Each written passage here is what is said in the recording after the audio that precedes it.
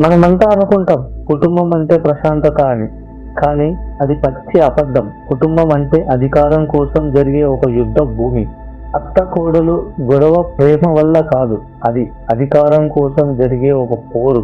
Thomas Hobbs ఎప్పుడో చెప్పాడు, మనిషి సహజంగా తెలిసి తన సేఫ్టీ కోసం ఫైట్ చేస్తాడు అని. ఎగ్జాక్ట్ గా అదే ఇక్కడ జరుగుతుంది.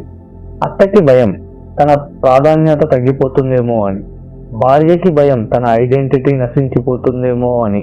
భయం ఉన్న చోట ప్రేమ ఉండదు, కేవలం ఉండేది అనుమానం మాత్రమే.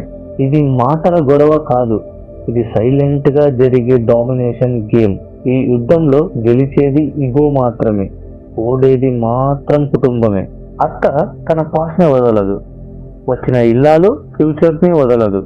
మధ్యలో ప్రజెంట్ లో ఉన్న పీసు చిట్టు కాగితంలా నలిగిపోతుంది. అప్పుడు ఇల్లు కాదు, ఒక యుద్ధ భూమిలా కనిపిస్తుంది.